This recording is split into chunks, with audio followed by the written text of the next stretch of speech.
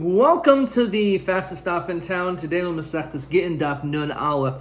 We're going to begin on the very bottom of Nun Amid Beis with the question Iboilahu.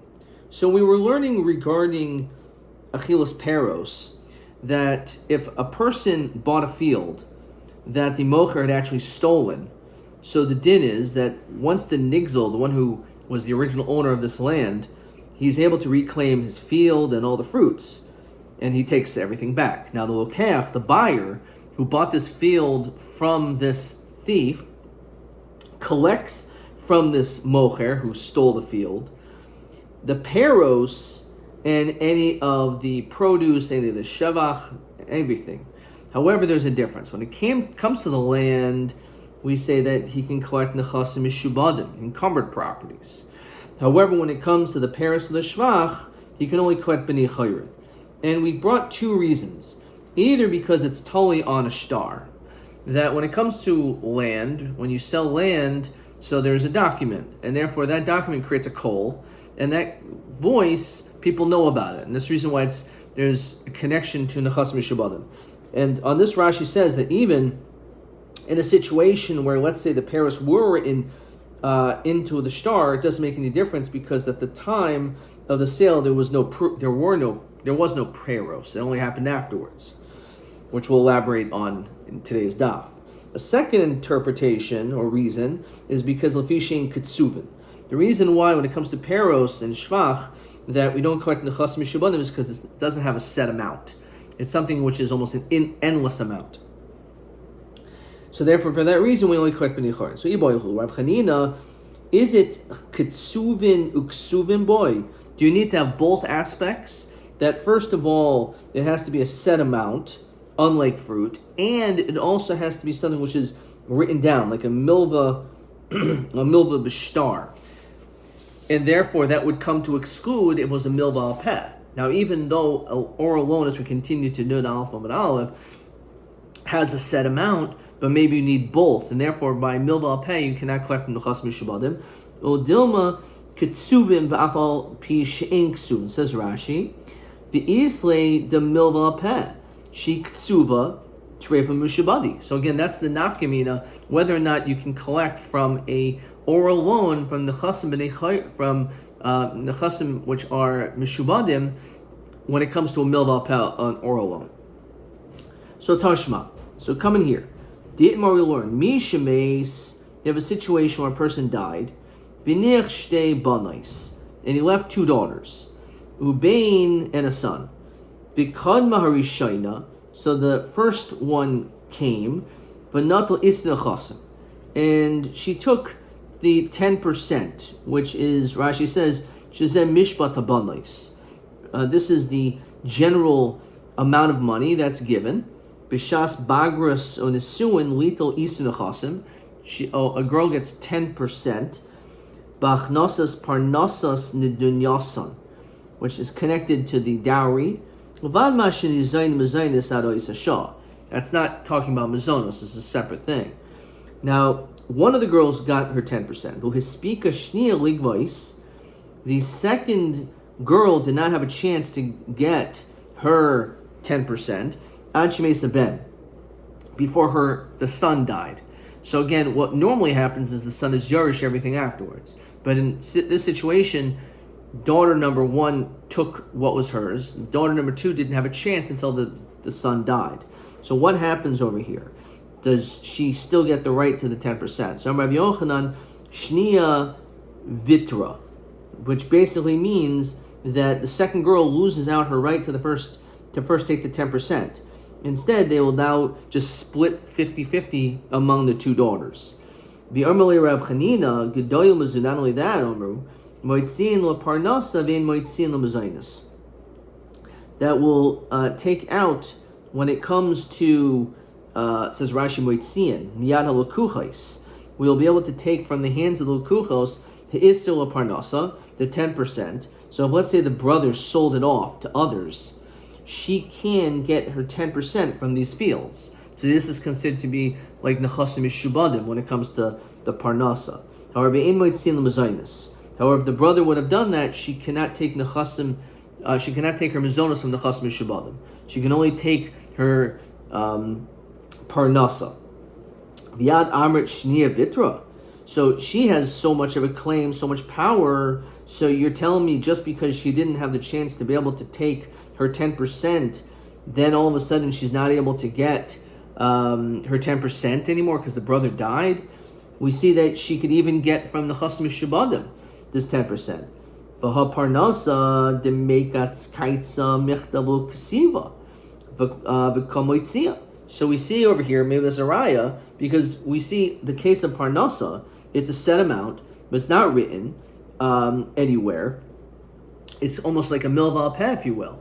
And nonetheless, she could be taken from the chasm shabadim. So we see, in fact, the l'chara, this is a raya. So we're into shani parnasa kibandi islay kala kamad ksivadami.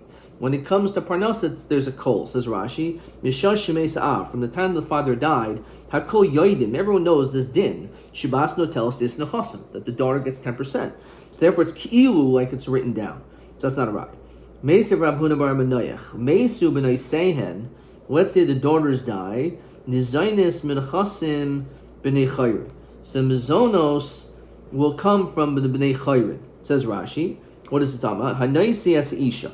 You marry a woman, upaski ima lazaines bita, and you say you're going to support her daughter. This is not your daughter, for chamishanim, for 5 years. Vigir shebatoch chamishanim, and then within those 5 years you're divorced.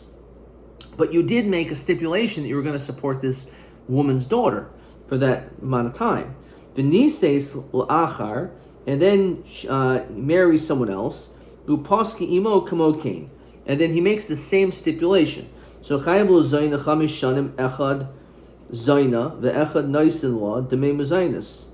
So the din is that since he made the stipulation, he's obligated to sustain them for 5 years.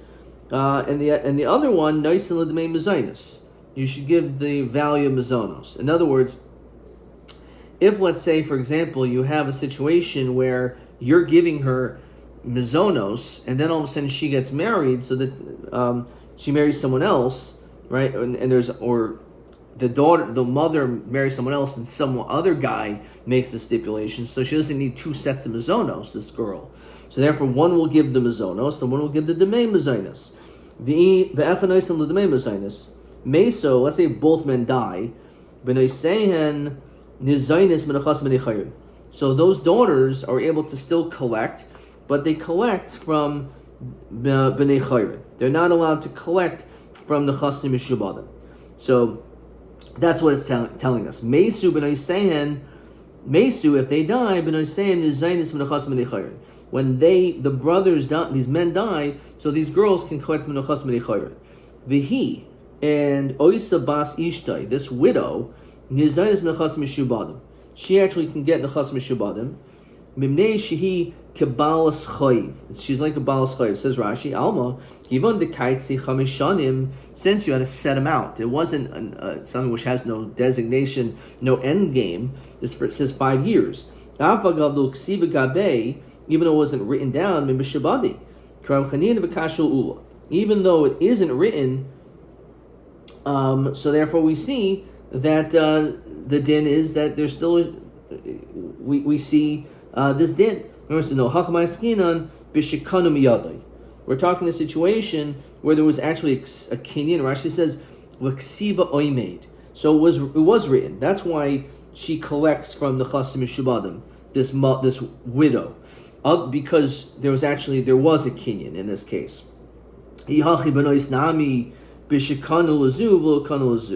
So you say, well, how about the daughters? Why did they only get b'nei chayrin if we said there was a kinyan? No, it means that shkishkanim lazu v'loikanim lazu. That it was kinda for them, but not for his own daughters. So where it says my pascha. So why would we make such a distinction? Why would we say yes for kinda for one, but not for the other one? Says Rashi, l'chi paskel milsa. Why would we split this up? The stam man the pasek kachi kadmi yadol bas ishto v'loikanim labitai. Why would he do this for his wife's daughter, but not for his own daughter? So bas ishto the havi b'shas kinyan, because This girl, she was there at the time of the kinyan, mahani lo kinyan. It worked. Bito, his own daughter, lo havi b'shas kinyan lo mahani lo kinyan. So for her, it didn't work. So mil askin do not hold the habi turvahi b'shas kinyan. Why don't we just say that both of them were around? B'shas kinyan v'hechidami de girsha v'hadara. We could say that they got divorced and got remarried, and therefore they really both were around. El abito de batanoi based in ka'achal. The reason why your daughter is able to eat and get mizonos is because it's based on tanai based in. Lo mahani lo kinyan. So the kinyan doesn't do anything. Bas ishto the lav b'tanai based in ka'achla, because you don't have to do this, and the fact that you made the stipulation mahani lo kinyan, then the kinyan does help. So v'chi migra gra, I don't understand. The fact that it was a tanai based in, why is that worse? Elam b'toi kivanda b'tanai based in ka'achla. Since when it comes to your daughter, it's connected to tanai based in Amar, people say sarari atvasa, that the money was tied up. It says Rashi, shel mois hatfisa b'moisa liyos biyada lizay mehem. By his own daughters, he may have already given them the money. So therefore, you can only collect from nechasim b'nei chayrin, because of his own daughters. Again, maybe he already had this prepared before his death. Tashma. Rav Nasan Emosai. When do we say, says Rashi, that you cannot get from the chas mishabanim when it comes to peros, is only bizman shekadam mechle shel sheni l'shvacha shel rishon, is only the time when the second person purchased the land before the shvach of the first one. And therefore there's no kol on the peros. However, if it was done afterwards, if rather the shvach came first and then the purchase, so in that situation people knew about the shvach as well at the time of the purchase. Alma mishum deloi kadamhu. So the whole issue is basically which one comes first. Question 6. According to what situation is their opinion? So as we said, if the improvements of the peros came first, then afterwards he sold the field. Here there is a kol on the peros. Okay, fine. Tanaihi. Actually, we have a machlokes potentially of Tanai. Besanya. In motzin lechilas peros l'shlach karkais l'mozin ishava banis menachas mishabanim. It says clearly, do not collect peros and shvach karkos, which is the cases of our Mishnah, from the chas mishabanim, which is what our Mishnah says. Memnei tikun oilim. However, lefi she'en ksuvin. It says befresh because it's not written down. Rabbi Yosef v'chi ma tikun oilim yesh b'zu v'lo ein ksuvin. It says, but what tikkun olam over here, v'lo ein ksuvin. There's no set amount. So again, Rashi says, Alma, the Rashi before, Alma mishum doli kadimhu, the bla mishum ketsuvim ksuvim. Again, the fact that we make this distinction, it doesn't make a difference if it's a set amount or not, because peros and shvach is not set, but we still say you can collect from the chas mishabadim under this circumstance. Also, if it's not written down, it's all totally on a kol, whether or not people will know about it. Okay. Weiter. Says the next part of the Mishnah.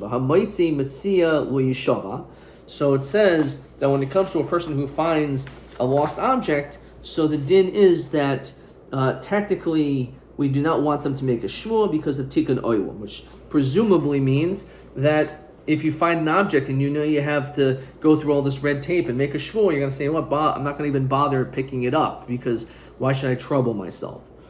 So here we continue with the dinim of shvuah. Now we know that midir raisa, in the event that someone, let's say you borrowed $100 and you're only moed b'mixas, so you say, I gave you back 50, but not the other 50, so that's a chiyuv d'oraisa. However, if you're kofer bakol, so in that situation, there's no chiyuv d'oraisa making a shvuah if you just deny the entire thing. I never borrowed anything. However, there is a shvuah d'rabbanan called shvuah's hases that's required in that situation. So we're going to delve into that. Om Rav Yitzchak. Shnei kisin, kishura matzasali. There's two purses, if you will, that were tied together that were found. So he says, you think I found two. The truth is that I only found one. So is that a case of being moed b'mixas? So nishma. So in that situation, we do say that you are required to make a shvuah. Rashi says, "Can mafarish taima," as it's going to be explained, because they do not detach from one another. Bari. So one person is making an actual claim. So he's admitting to part of it, and therefore he has to make a shvuah. If a person says shnei shvarim kashurin matzasali, that you found two shvarim that were tied together, I only actually found one, so enu nishba. In that situation, it's not necessary to make a shvuah, my time, because shvarim menachim hadadi. The reality is, even if they were tied, it's possible he only found one, because they could have easily have untied themselves, because oxen will tend to do that. However, kisin lo menachim hadadi, and in an inanimate object such as a kis, two money purses are not going to naturally untie themselves, and therefore that's the difference. So the first case was a tainus bari.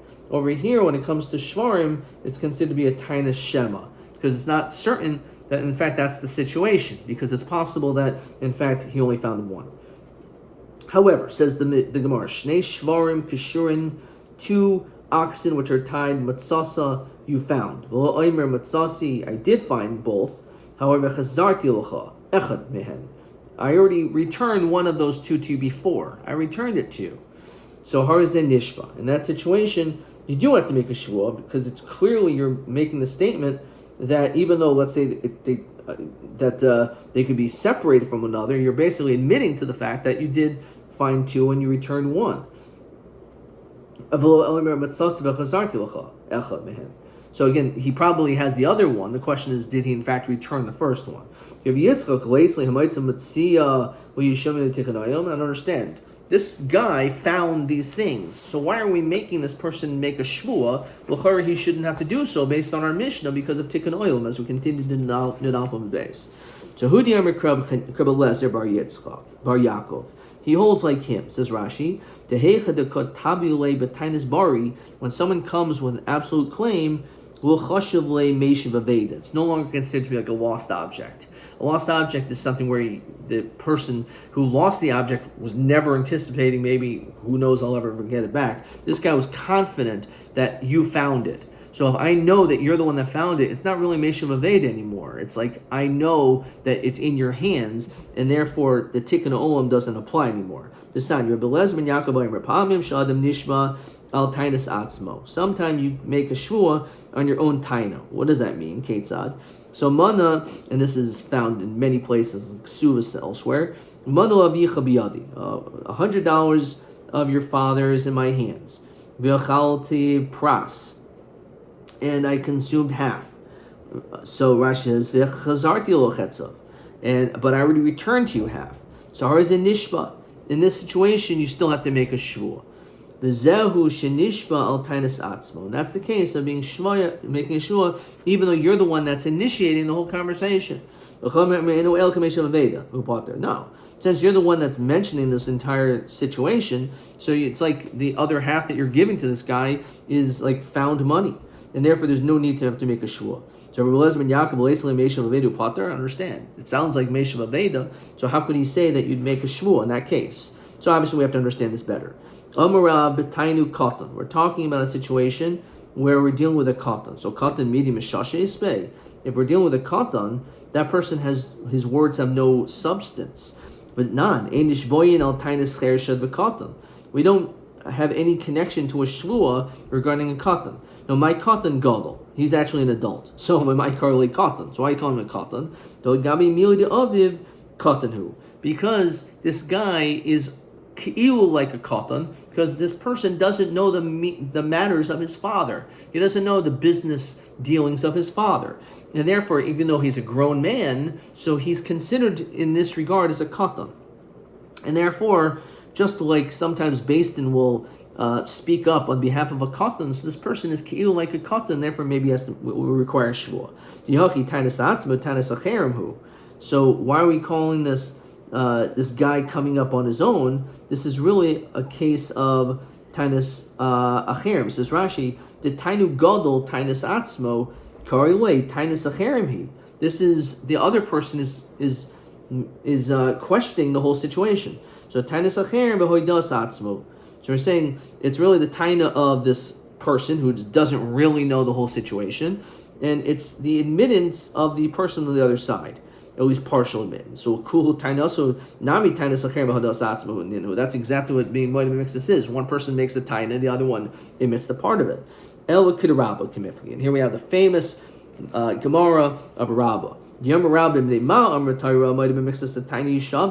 What is the reason why, if you admit to half, that we require a Torah obligation for you to make a shua? Because if someone did you a favor, to just blatantly say, no, you never did anything for me, a person would not be me'ez panav. A person wouldn't do that. The truth is, they wish they could just deny the entire thing, but they can't, because they don't have the ability in their minds. Since this person did me a tova by letting me $100, I can't just say, no, I owe you nothing. So therefore, I really would wish to deny everything, but I can't.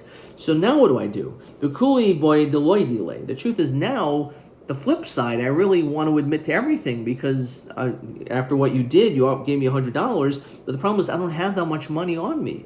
So maybe the only reason why I only admitted to half is I'm just trying to push him off, so this way I can come up with the other $50 later on.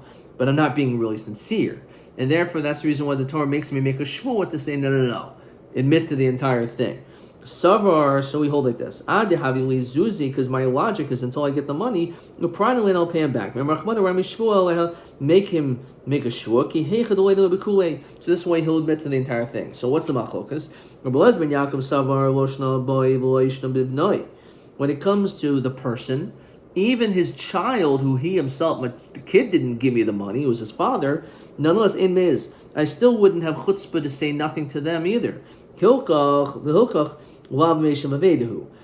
the truth is, it's not like a case of a Meishav Aveda, because I really am compelled to want to admit the entire thing, but I'm saying half, and therefore that's the reason why I have to make a shvuah. Rabbanan Sabri Bohu De'enu Meis. Maybe I won't make such a bold accusation to the person who did me the favor. Oh, but no, to the child, he didn't do me the favor, it was his father. So Meis, a person would be Meis. Umadol Meis, and the fact that he was not Meis, Meishav Avedu, therefore the fact that he says this must be his Meishav Avedu, therefore we're not going to make him make a shvuah. So that is the basis of this. As we're going to stop there. So question 7. When it comes to Moed Mixas, how do you make such a shvuah? After all, if a person is going to be a ganev, right? So then l'chayra, they're going to probably swear falsely as well. The answer is lav de daitel migzle. Their das is really not to steal. It's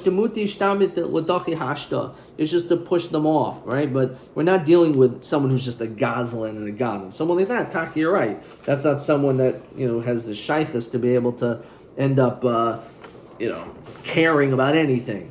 So we're talking about a person who really is careful. Okay, question 20. Okay, well, actually, this is a good question. TB 20. Hamoitzian lo parnasa. So my parnasa.